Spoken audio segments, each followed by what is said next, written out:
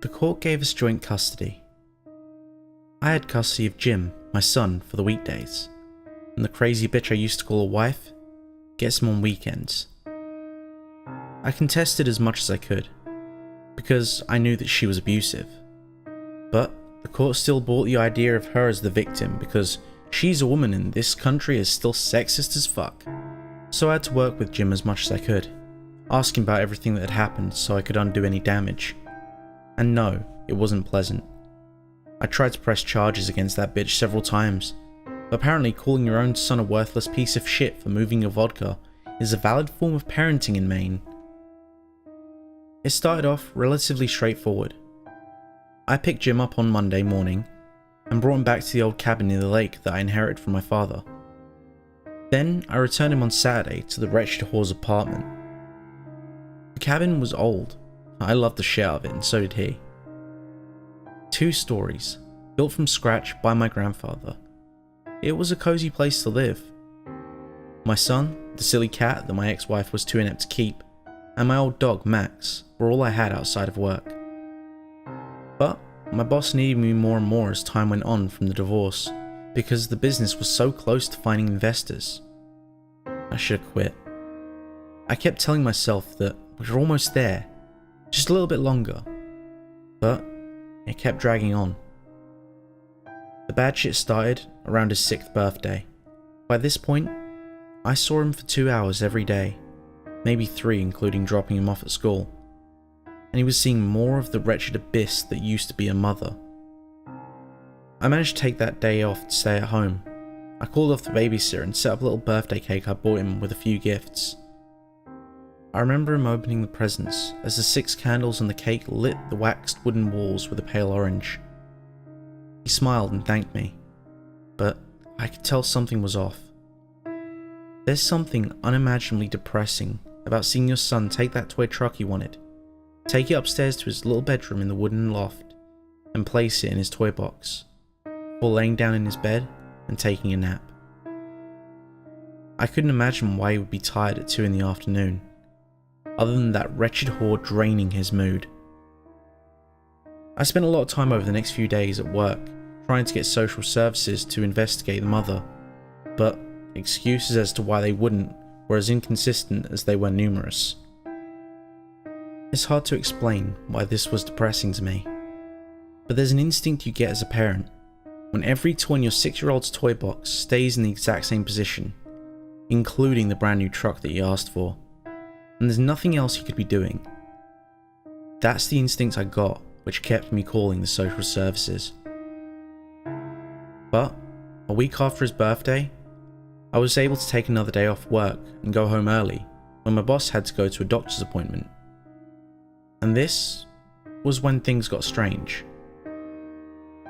I came home and found that the babysitter, Jessica, a 20-year-old from Bangor, seemed to spend her time sitting in her car listening to god-awful rap music and talking to her friends, rather than, actually watching my son. I told her to leave on the spot, saying that I'll be sending her last check by mail. When I came inside, my old retriever Max, rather than greeting me like he would usually, merely barked towards the back door and only acknowledged my existence for a moment. I walked across the open cabin floor to the back door, and the door was ajar. I heard the sound of Jim crying upstairs. "What's wrong?" I asked. Jim said, in the half-crying voice that young children do, "Keto ran away." Keto was the cat that my wife had treated poorly, and I had become close to that cat after the ex-wife left, especially since that he'd always remind me that he could undo what she had done. I left the cabin with him to search for the silly cat, to no avail. We searched for hours until we had to go to bed. I even went back and searched more after taking him to his mother's, telling Jim that I would keep trying. It's hard to explain how as a grown man I can be saddened to the point of tears by a missing cat, but this was certainly the case. I just wanted to see him again, and for everything to be normal, but I just couldn't find him. Jim's behaviour continued to be depressing, even after I hired a new babysitter. The new babysitter was a woman named Cara. She was around 28 and seemed nice enough, and promised not to pull something like the other babysitter. I trusted her, despite getting the feeling that she was a lot like the last babysitter, and continued with my work. A few weeks had passed and Jim continued behaving strangely, not using any sort of toys, hiding uneaten food in the trash, and generally acting jaded. I decided to cut the shit at this point and told my boss that I was going to leave work at 5 PM, and if he fires me for it, then so be it. That talk was a success, and he agreed to let me go home given the circumstances of my son, but this proved to be too late. I should have done that long before. First day I took off at 5 PM. I didn't tell the babysitter I would be home before 9 PM, and came home to find that my instinct was right. There she was, in a black sedan, sitting with her seat back, listening to something akin to someone wrapping a washing machine with a brick in it. Her floorboard was littered with half-eaten food and a jar of solidified peanut butter with my missing butter knife laid visible by a dash.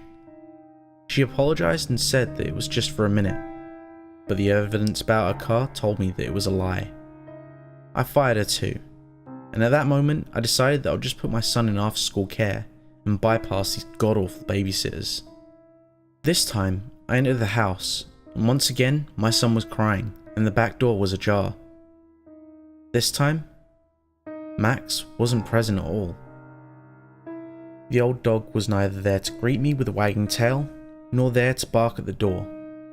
That dog and my son were the only two in my life that I couldn't imagine living without. And now, he was missing.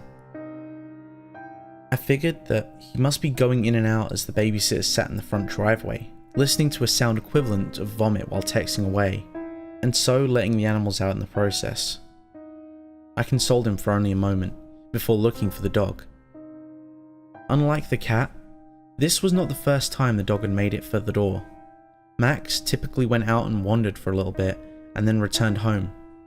He'd spent the majority of his time marking every tree around, so he shouldn't have really been hard to find, but we just couldn't find him.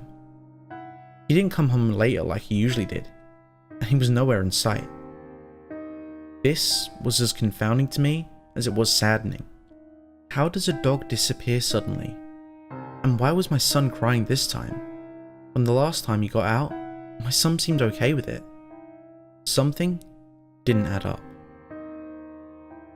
I took Jim back to his mother, who still seemed shaken by the missing dog. I came back home using every fibre of my being to hope that I would come home to a frustrated looking retriever sitting by the front door, or maybe walk inside and find the back door ajar again with the dog sitting on his bed.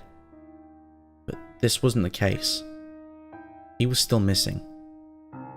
I entered the old cabin after dropping him off and began investigating closer. The first place I investigated was Jim's room.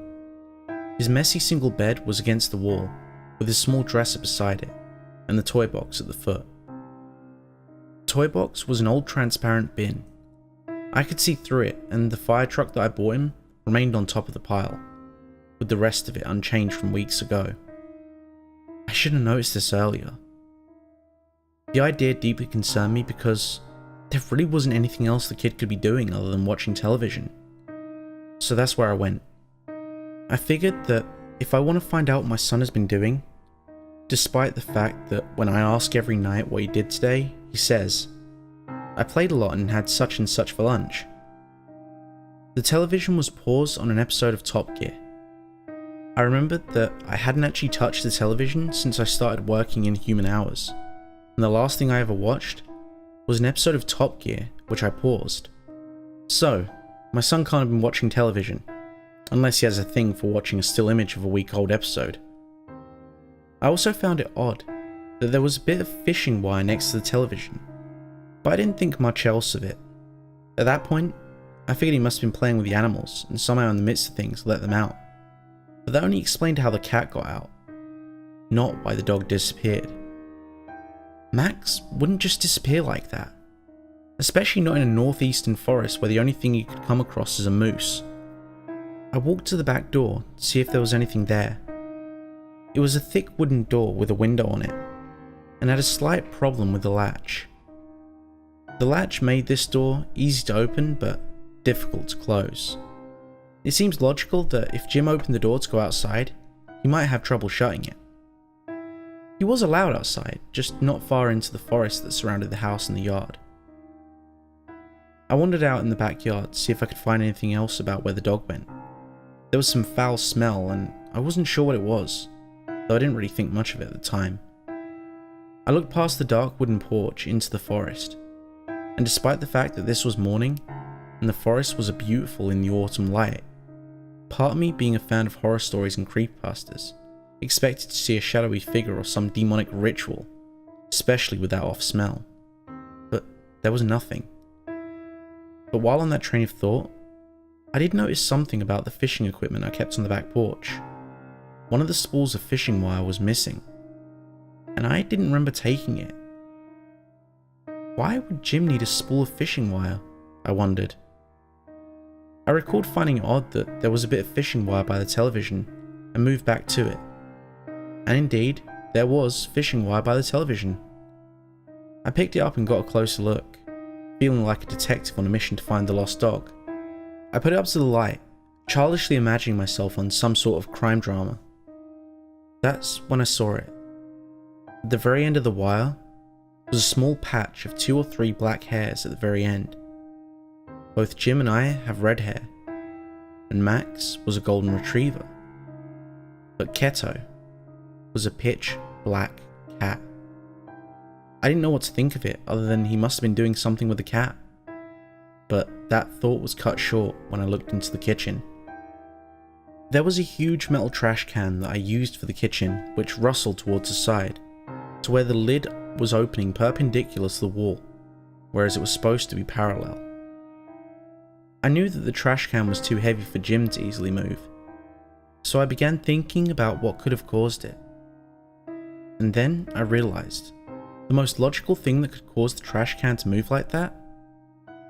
Old Max backing up into it. He's just the right size to get the torque on the trash can if he were backing into it.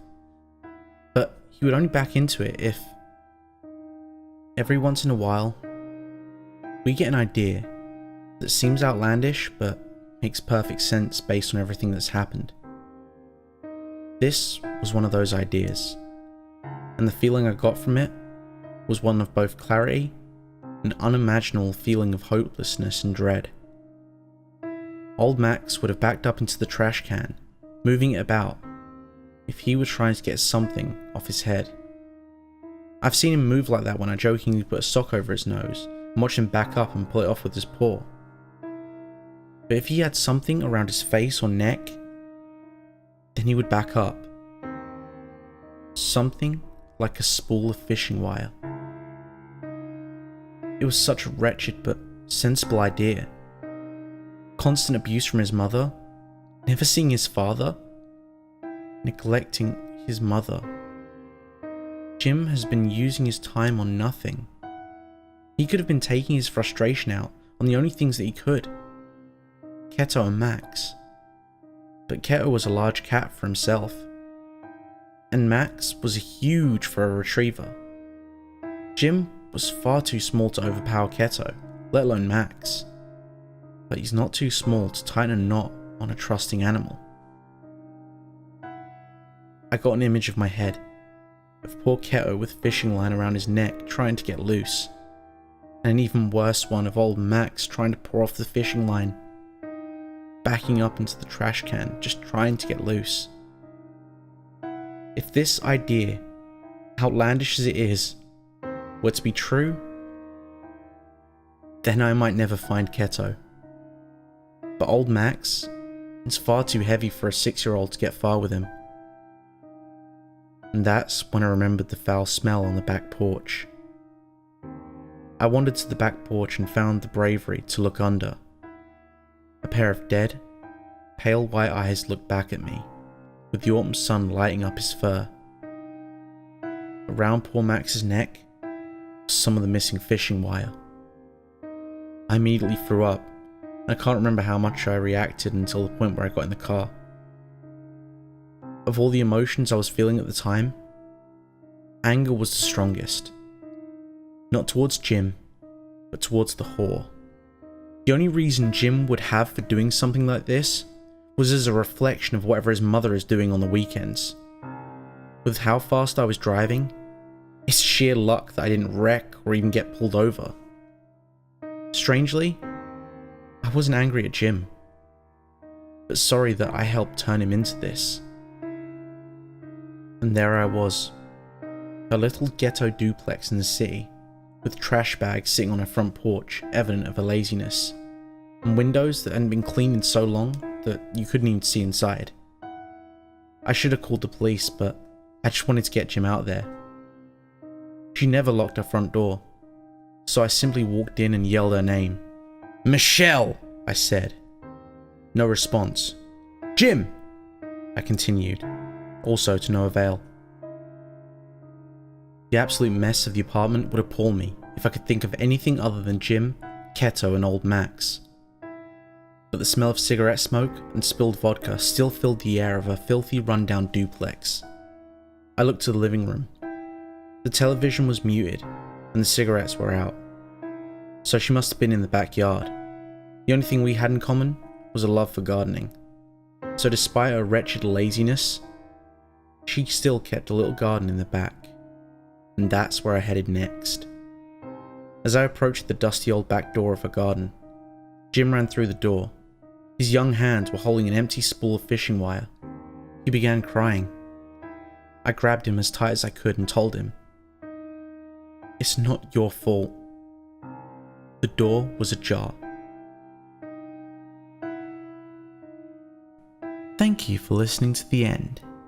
If you enjoyed today's video, don't forget to click that like button, and if you haven't already, make sure to subscribe and tap the bell icon to make sure you never miss a story.